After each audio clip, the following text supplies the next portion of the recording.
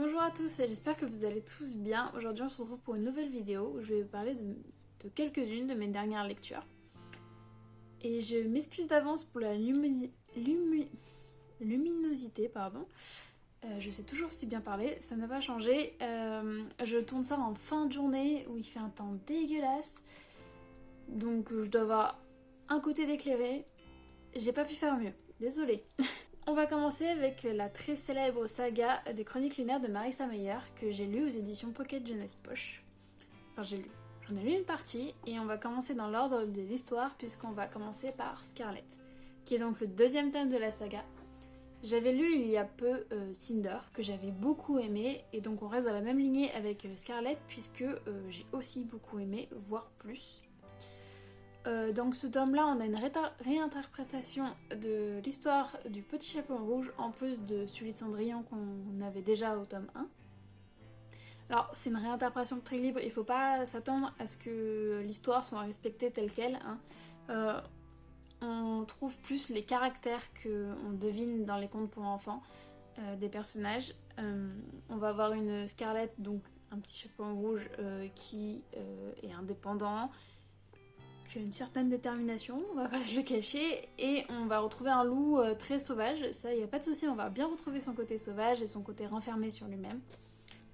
Globalement, comme je l'ai dit, j'ai beaucoup aimé cette histoire et j'ai beaucoup aimé le dénouement que prend l'histoire. Cette histoire m'intrigue énormément et je me demande vraiment comment ça va finir tout ça. Donc globalement, comme je le disais, j'ai beaucoup aimé l'histoire et le dénouement que ça prend. J'ai vraiment qu'une envie, c'est de voir comment ça va finir.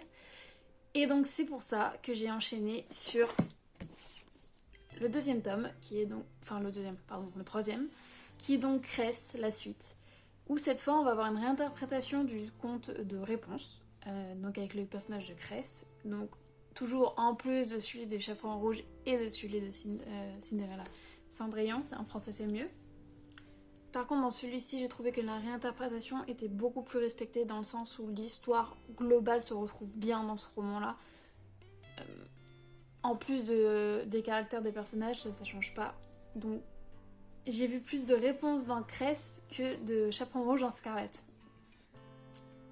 Notamment avec son innocence, qui caractérise très très bien Cress, qui est même parfois énervante à certains moments, mais... sans trop l'être, c'est pas... On a toujours du plaisir à le lire, on va dire. Au début de la saga, je trouve que le personnage de Cress est celui qui évolue le plus vite et le plus tout court en fait. Enfin, c'est hallucinant, la Cress du début du roman n'est pas du tout la même que la Cress de la fin du roman. Donc autant Cendrillon, n'importe quoi, la fille s'embrouille toute seule. Autant Cinder, elle était forte dès le départ, on le devinait. Autant Cress, au début, j'aurais pas mis un copec sur elle, et pourtant... Voilà, je n'en dirai pas plus. Au niveau du dénouement, tout s'enchaîne très très vite dans ce roman, les scènes d'action se succèdent les unes aux autres.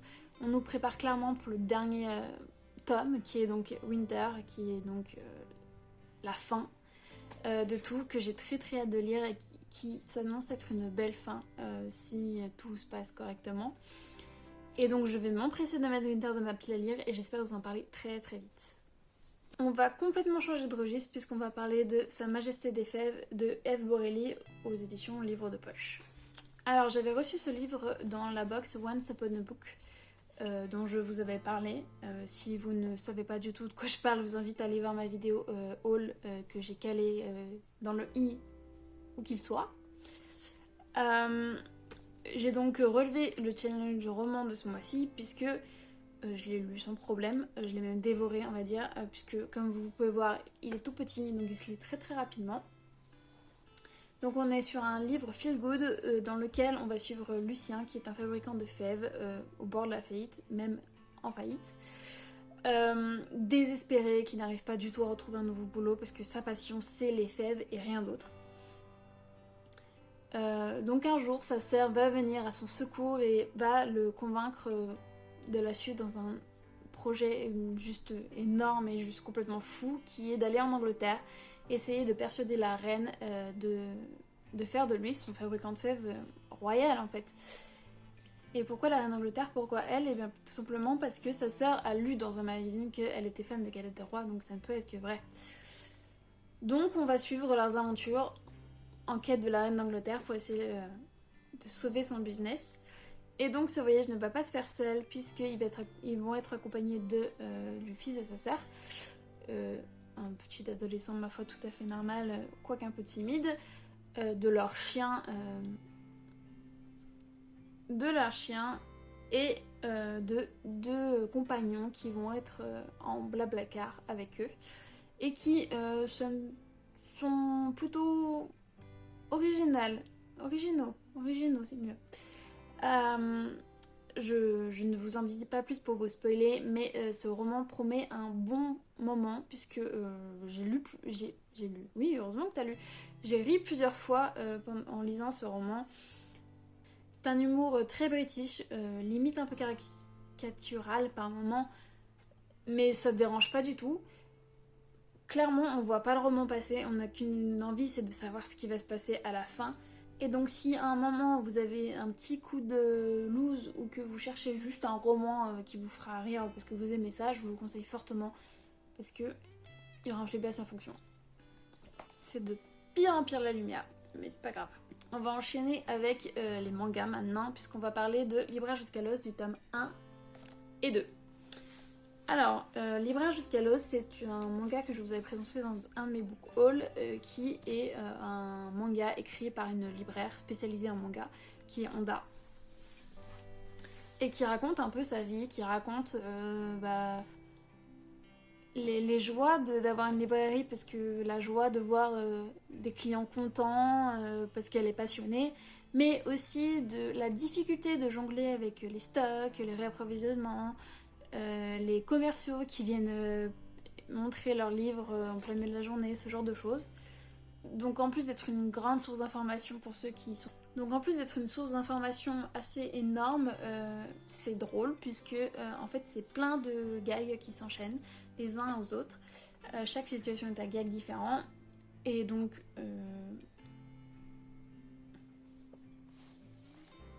Et donc ça promet des bonnes heures de rigolade.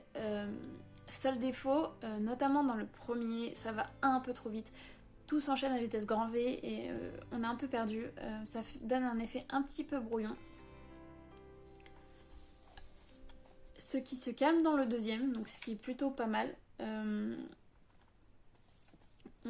Les dessins sont plus clairs, je trouve. Les situations sont plus calmes. On a plus l'impression de se poser, alors que dans le 1, on enchaîne des termes qu'on ne connaît pas forcément si on est néophyte. Et clairement, si vous lisez le premier et que vous trouvez que ça va beaucoup trop vite, je vous conseille de vous accrocher et de continuer avec la suite parce que ça se calme.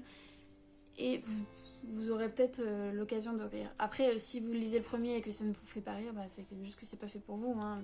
Je suis pas en train de vous dire lisez-le à tout prix, même si vous n'avez pas aimé, enchaînez le 2. Hein. C'est pas du tout ce que je suis en train de dire.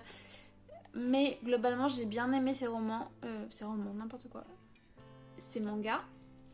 Et donc le troisième est déjà dans ma pile à lire, donc je vais sûrement vous en reparler très vite aussi.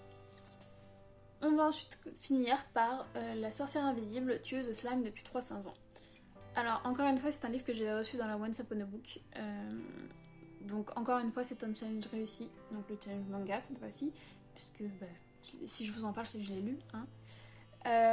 Donc on est sur une histoire où je n'arrive jamais à retenir le nom. Azusa Aizawa est une femme qui est morte de surmenage tout simplement, qui a dédié sa vie au travail et du coup elle s'est dit que pour sa mort ce serait dommage de faire les mêmes erreurs et donc elle a demandé une vie paisible, calme. Donc elle va se retrouver dans un monde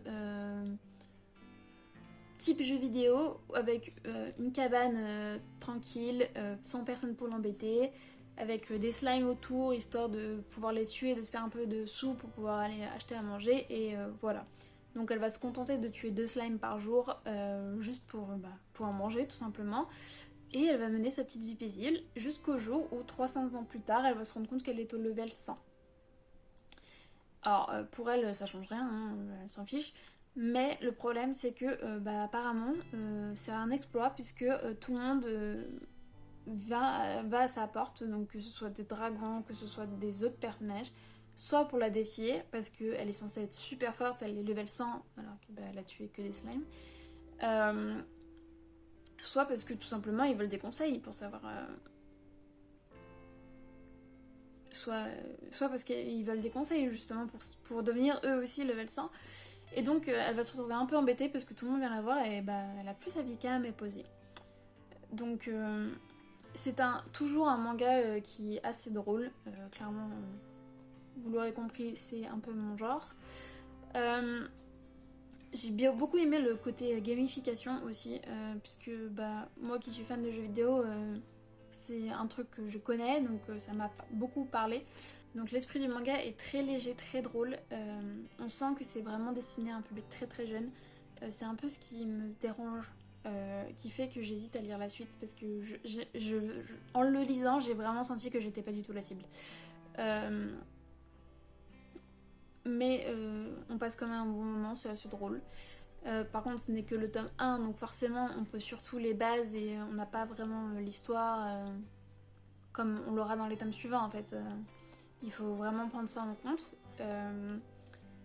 Mais malgré tout, j'ai trouvé que le roman était bien divisé en deux parties où, comme je disais, on pose les bases et on commence un peu l'histoire à la fin.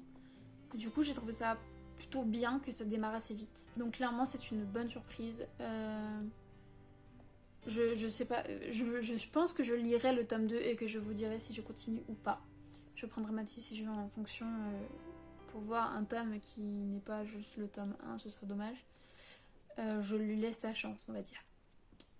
Voilà, ce point lecture touche à sa fin. J'espère qu'il vous aura plu, j'espère que je vous aurai fait découvrir des romans que vous ne connaissez pas, ou alors que vous connaissez et que vous aviez peut-être envie de lire, et que vous hésitiez, ou alors pas du tout, et tant pis, c'est pas grave, j'espère quand même que vous avez passé un bon moment. N'hésitez pas à me dire en commentaire si un des livres que j'ai lu vous a plu, ou si vous n'êtes pas du tout d'accord avec moi, ça m'intéresse aussi. Et n'hésitez pas aussi à vous abonner pour savoir quand je publie une autre vidéo. Et moi je vous dis à la prochaine, justement pour une autre vidéo. Salut!